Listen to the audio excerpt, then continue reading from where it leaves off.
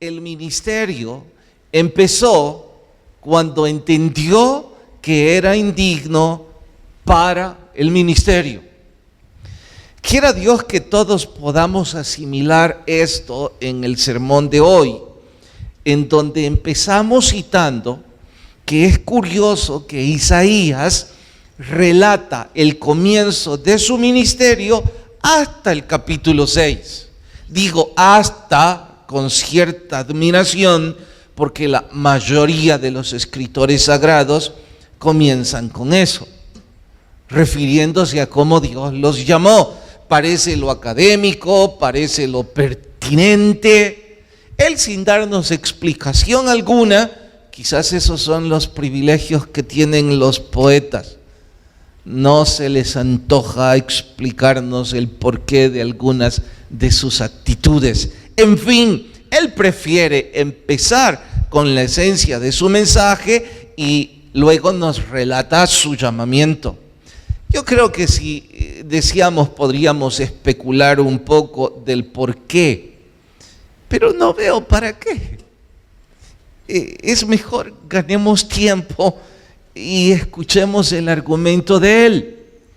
Él dijo: después de que el Señor me ha mostrado de que ha hecho todo lo que podía hacerse para que su viña diera buenos frutos, y que en lugar de eso solo ha dado uvas agrias, ahora me mostró su trono. Era algo que apenas se podía explicar. Dice Isaías: vi serafines que parecían estar alrededor del trono del Señor. Cantaban: santo, santo, santo.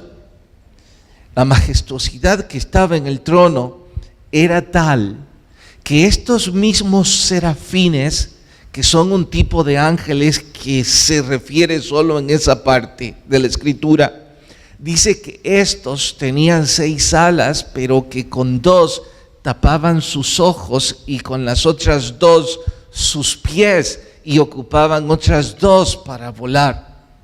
Y sí nos deja saber que tapaban su rostro y sus pies, porque la santidad del que estaba en el trono era tan grande que ellos no podían siquiera verlo.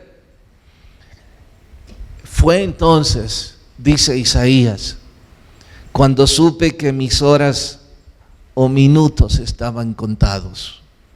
Literalmente dijo: ay de mí, que siendo hombre de labios inmundos he visto a Jehová de los ejércitos. Esto no lo dice, pero puedo imaginarlo. Si esos ángeles, con toda la santidad que proyectan, tapan sus ojos para no acercarse a la santidad de Dios, y yo, siendo un hombre de labios inmundos, he visto al Señor, he de morir. Ese es el momento cúspide en donde Isaías inicia su ministerio. El momento en que reconoce que no era digno. En ese mismo punto es donde arranca nuestro estudio de hoy, titulado ¿a quién enviaremos? Vayan a Isaías capítulo 6. Voy a leer el verso 8 nada más por asunto tiempo y quédense sentaditos. Capítulo 6, libro de Isaías, versículo 8. ¿Listas sus Biblias? Después oí la voz del Señor que decía: ¿a quién enviaré? ¿Quién irá por nosotros? Entonces respondí: heme aquí, envíame a mí. Hasta ahí leemos. Señor, por favor, lleva edificación a nuestras vidas, que podamos crecer en el estudio de tu palabra en Cristo Jesús. Amén. En cuanto el profeta reconoció que era indigno de estar allí, uno de los serafines, pero mire, voy a repetirlo, no sucedió sino hasta que el profeta reconoció que no era digno. Entonces, y solo entonces, uno de los serafines voló desde hacia el templo, tomó unas tenazas y tomó carbón encendido. En forma simbólica lo puso sobre los labios del profeta y le dijo: tu culpa y tu pecado han sido quitados. Todo esto sucedió en una visión. Isaías está diciendo que su llamamiento fue así. Yo no he hecho más en estos minutos que relatar la visión del profeta. Recalca: de pronto escuché parte de la reunión que sostenía la Trinidad. Todo lo que estoy relatando está en el capítulo completo. Ustedes en casa lo corroboran. Isaías no sabía si estaba escuchando en una especie de susurro a su oído o si es que esto había sido anunciado con voz de trompeta.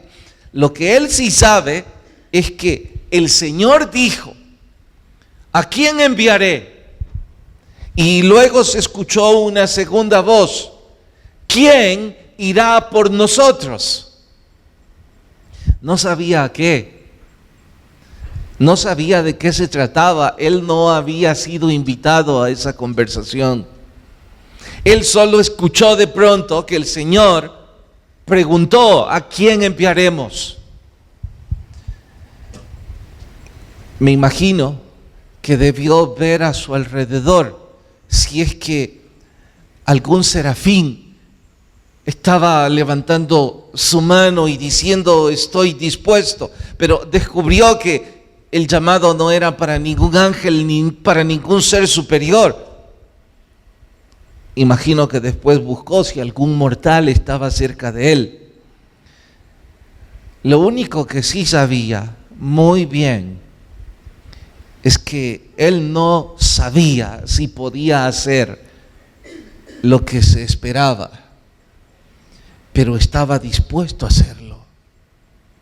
Quería hacerlo. Y él respondió con timidez, pero recordando que había sido perdonado, recordando que sus labios habían sido purificados, recordando que el ángel le dijo: tu culpa ya no existe. Entonces, con cierta timidez, pero con valor y con arrojo, dijo: heme aquí, envíame a mí. Y es aquí donde empezó su ministerio, o mejor debo decir, ¿es aquí donde debería empezar el nuestro? Estoy preguntando. Oiga, predicador, ¿hacia dónde va? Bueno, en varias direcciones creo. La primera, quiero preguntarles, quiero saber si me he dado a entender. ¿Cuándo empezó el ministerio de Isaías? ¿Alguien quiere decírmelo, por favor? ¿Cuándo empezó el ministerio del profeta? Levanta alguien la mano y me dice. A ver, Eric. Cuando él reconoció que era un hombre de labios inmundos. Lo diré en español. Cuando él aceptó su naturaleza de pecado. Allí empezó su ministerio. Por favor, si uno de estos días usted se topa con un predicador, un maestro, un líder, un religioso, que se considera a sí mismo idóneo para el ministerio, que se considera calificado para lo que hace, que en sus comentarios se promueve a sí mismo como una persona útil para el ministerio, por favor, dude muchísimo de que el ministerio de ese hombre o de esa mujer sea genuino. Póngalo en letras mayúsculas. Cuando un hombre o una mujer se promueve a sí mismo en un ministerio, cualquiera sea, cuando él o ella dicen que son idóneos, y aunque mencionen que hay que buscar humildad, que aunque digan que no está bien, en realidad su manera de comportarse grita que son ese tipo de personas, dude de su ministerio. Yo no creo que sea genuino.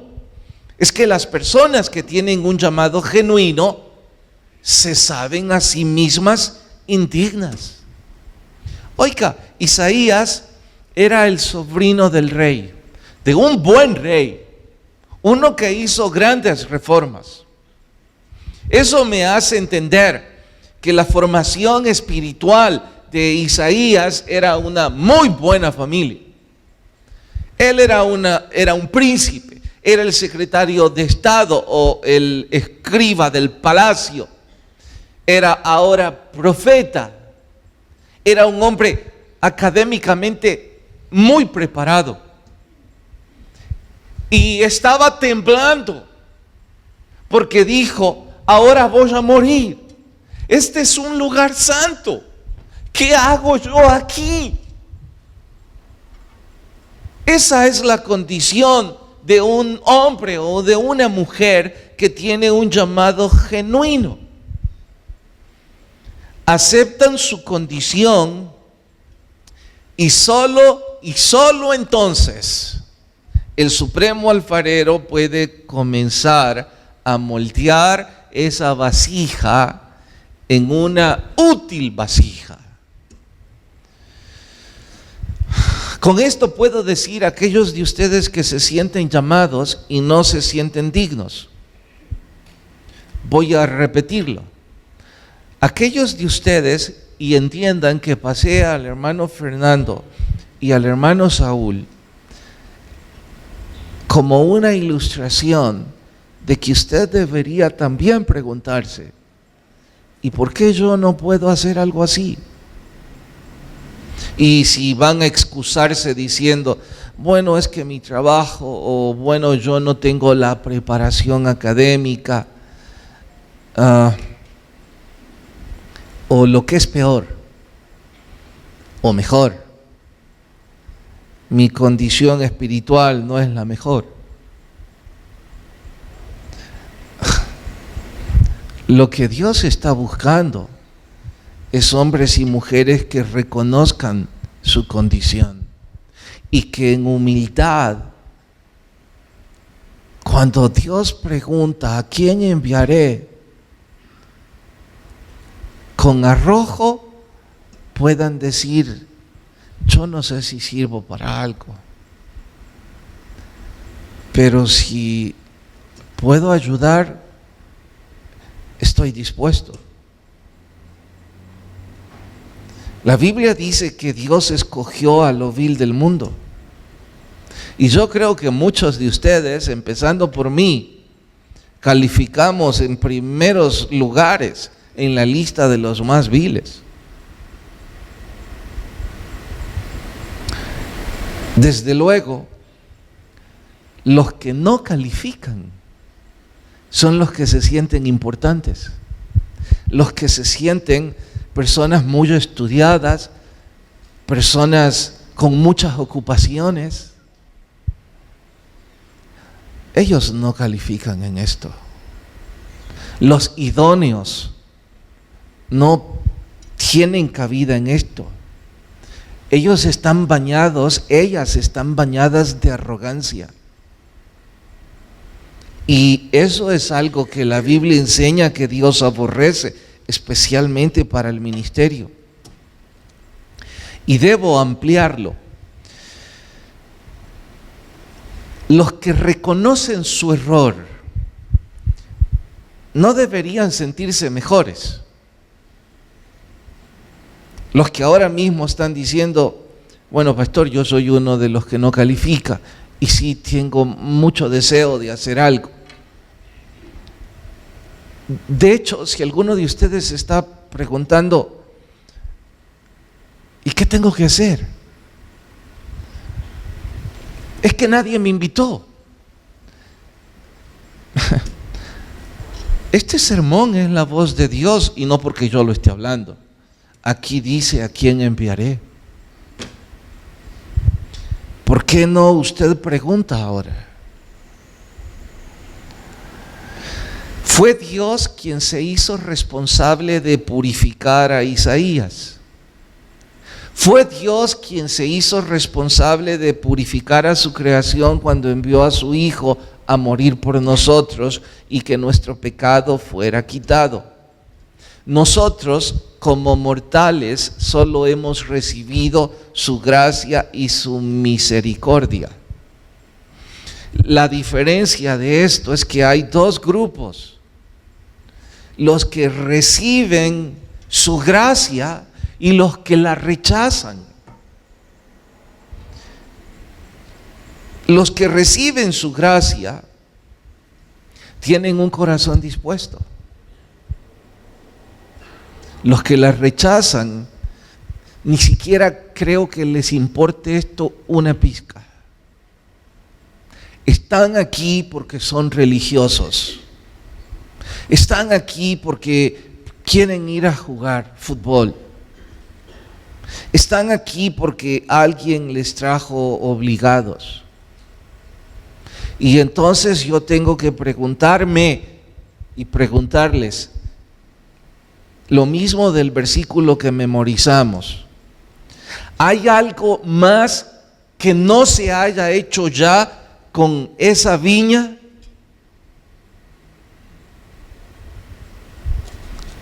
¿Hay algo más que se deba o se pueda decir para usted que vive nada más para trabajar, para satisfacer sus gustos y venir el domingo y sentarse un rato en la iglesia a escuchar lo que ese predicador tiene que decir? Por favor, hay que ser ignorante para aceptar eso. Temo que algunos disfrutan vivir en ignorancia.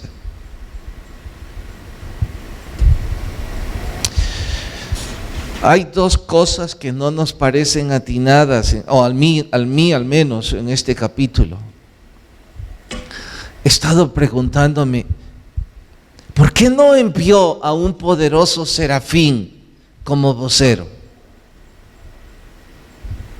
¿Por qué quiso enviar a una criatura limitada, no solo por su sangre, por su carne, sino también por su pecado? Esa criatura, estoy hablando de Isaías, acaba de confesar públicamente a toda la historia que él es de labios inmundos, y Dios aún así quiere enviarlo a él.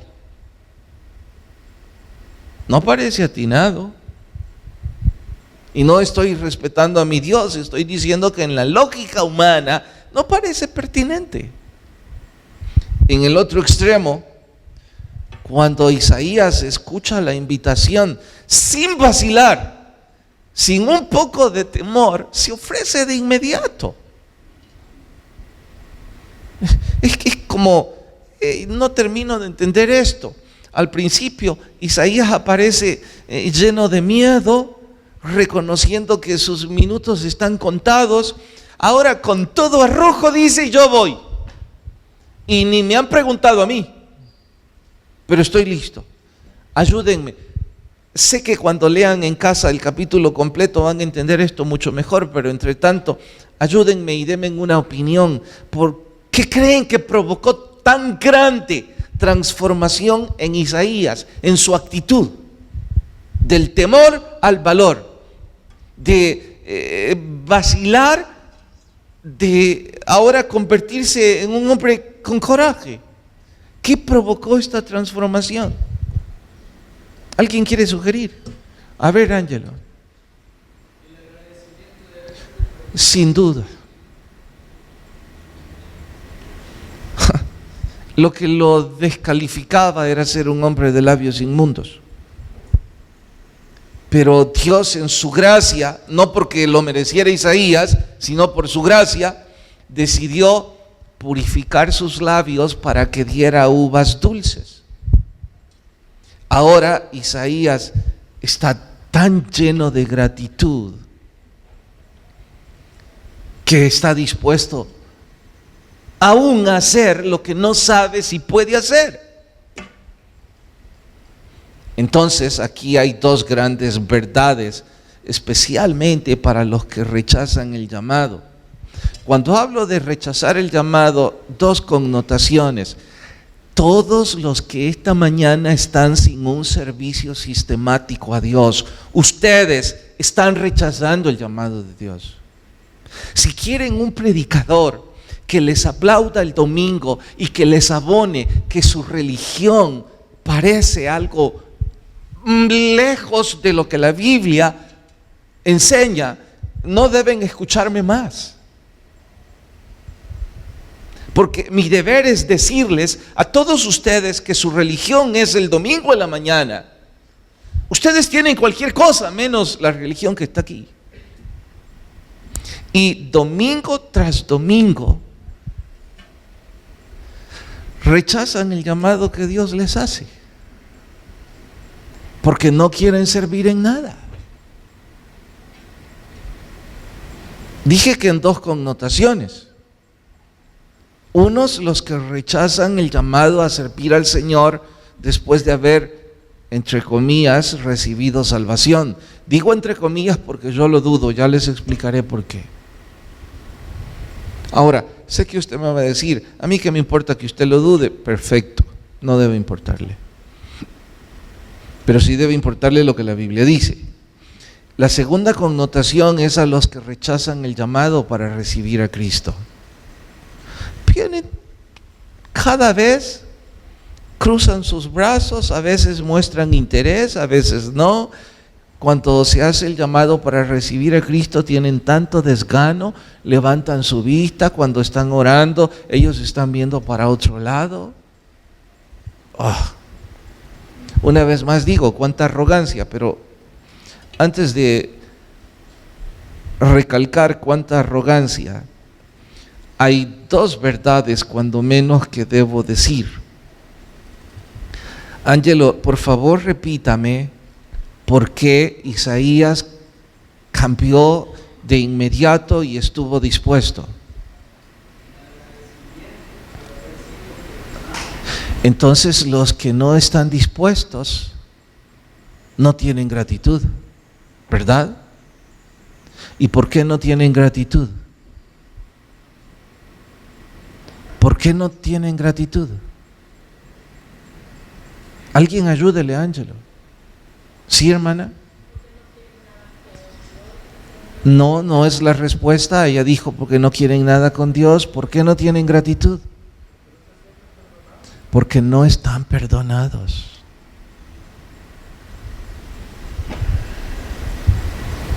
¿Quién puede no sentir gratitud cuando se nos ha quitado de encima tan grande pecado? ¿Los que creen que no lo han cometido o los que cometiéndolo no han sido perdonados?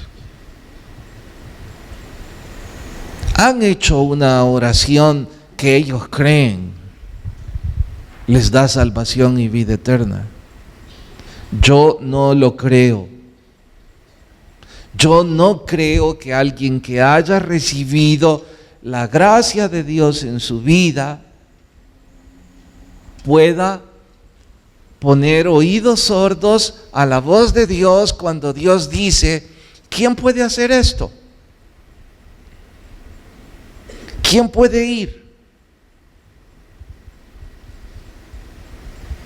Yo no creo que haya cristianos de ustedes con tantos años que hoy que hemos hablado, estos días que hemos hablado tanto de misiones y sus familias están en algún pueblo, ustedes no puedan ir y sentar a los 4 o 5 y hablarles de Jesús. Nadie les dijo que vengan y ocupen este púlpito. Imagino que usted debe decir, no, es que yo no sé cómo hablar, el predicador, porque a saber qué ha hecho para estudiar. Yo no sé qué pensamientos pueden tener, pero imagino que cuando hay tantas personas, de hecho los nervios nos traicionan, hay una especie de protocolo religioso, una liturgia. ¿Y quién les pidió eso? Hablarle de Jesús a aquellos que amamos es sentarme con ellos, invitarle a un café y contarle lo que Jesús está haciendo en mi vida. Contarles el libro que estoy estudiando, Isaías, y decirle con toda humildad, mira, no entiendo todo. Es que ese pastor que nos enseña a nosotros es aburrido y a cada rato me duerme, pero entendí esto. ¿Quién no puede? Sí podrían. Y si alguien dice, bueno, yo hablar no puedo, pastor, hay tantas maneras de servir al Señor. De hecho, les cuento, el hermano Luis Flores va a ir con parte de su ministerio a poner el piso a la iglesia filial en Santa Rosa, a 45 minutos, una hora de aquí. Alguien donó el techo. Luego parte del presupuesto de la iglesia en misiones puso un poco de mano de obra, un poco de esto, alguien donó la luz y antes de que venga la lluvia, urge que se meten ahí porque ya se reúnen como 50 personas a estudiar la Biblia. Entonces platiqué con él esto y me dijo, mire, como vamos a empezar el proyecto en el ministerio deportivo, y escúchenlo para que no le acusen a él, muy pronto todos los ministerios deportivos de la iglesia, el que ya tiene 3 años de estar aquí y no sirve en un ministerio, ya no puede participar en los ministerios deportivos. No queremos que vengan más a jugar, porque esta iglesia tiene un llamado de evangelizar y de edificar. Y si después de 3 años no hicimos ni una ni otra, lo que estamos haciendo es entretenerle con una pelota de fútbol. Y eso es malo. Entonces, como ya tenemos eso en proyecto, hermano Luis me dijo, vamos a hacer una prueba piloto, y yo ya tengo un ministerio que va a consistir en hacer algunas cosas que podemos con nuestras manos. ¿De qué habla? Nosotros estamos listos para la mezcla y para poner el piso. Wow. Bueno, ya tienen, pregúntenle.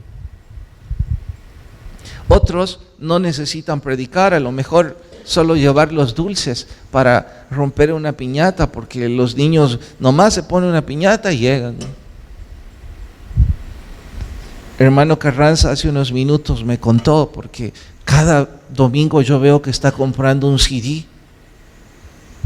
y le pregunté, hermano, ¿y para qué lo vuelve a oír? Es que siempre lo comparto con alguien. Si usted ha escuchado el llamado del Señor, usted quiere ir. Ay, esos hombres de negocios, esos profesionales, esos hombres que trabajan muy duro porque son empleados y no les dan permiso nunca de hacer nada. Ay, las amas de casa. Ay, todos los que viven para ser esclavos cuando Dios ya les ha llamado a ser hombres y mujeres libres y a disfrutar de la gracia de Cristo.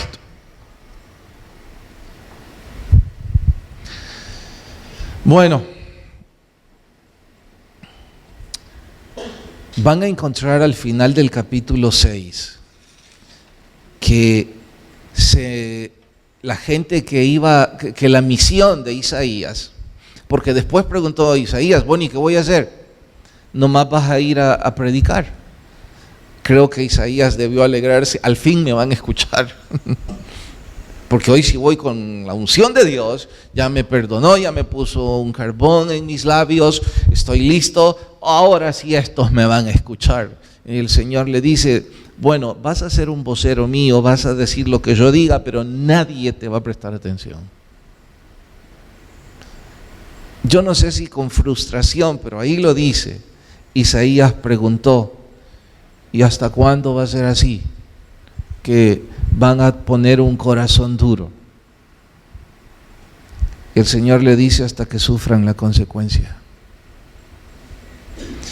Dios le está advirtiendo, no pensés que ese pueblo va a estar dispuesto. ¿Saben qué pensé? Algunos de sus nombres que sé que vinieron al Señor años atrás y que el Señor ha obrado milagros en ustedes y que ahora no están haciendo nada por el Señor. Pensé, ¿y qué tal si me bajo del púlpito y nombre por nombre, ahí a la entrada, cuando los saludo, les digo, en realidad no siente gratitud por lo que Dios hizo? Porque yo le puedo recordar algunas de las cosas que Dios hizo con usted.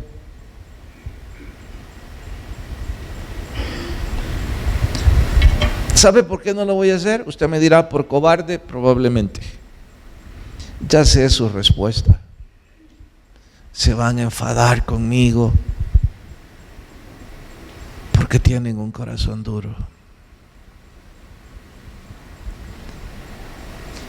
Si usted piensa que yo estoy siendo sensacionalista, el verso 11 lo dice. Por favor, léanlo. Y dije yo, Isaías, ¿hasta cuándo, Señor? ¿Hasta cuándo serán duros? Y respondió, hasta que las ciudades estén asoladas y sin morador. Dios le dijo, ellos no tienen un corazón para mí. Y no necesito ir a las puertas y preguntarles por nombre. Si no se durmieron, están escuchándome. ¿Cuándo va a escuchar el llamado del Señor para que vaya y haga algo para Él? ¿No ha pensado que uno de estos días Él vendrá a pedirle cuentas? ¿No ha pensado que sus hijos o sus nietos aún no han recibido a Cristo y usted está bien pasivo? ¿No ha pensado que usted arruinó buena parte de su vida o casi toda porque antes no abrió sus ojos al Señor, sus oídos? ¿No ha pensado varias veces, ay, si yo de joven hubiera venido a Jesús, cuántas cosas habrían cambiado? Bueno, ahora Él ha querido enviar no a un serafín, sino a usted. Usted decide qué va a responder. Sería hermoso que aprendiéramos de memoria el verso 8. Heme aquí, Señor, envíame a mí. Oramos. Señor, gracias por tu palabra, y si alguien está sin Jesús, por favor toque su corazón.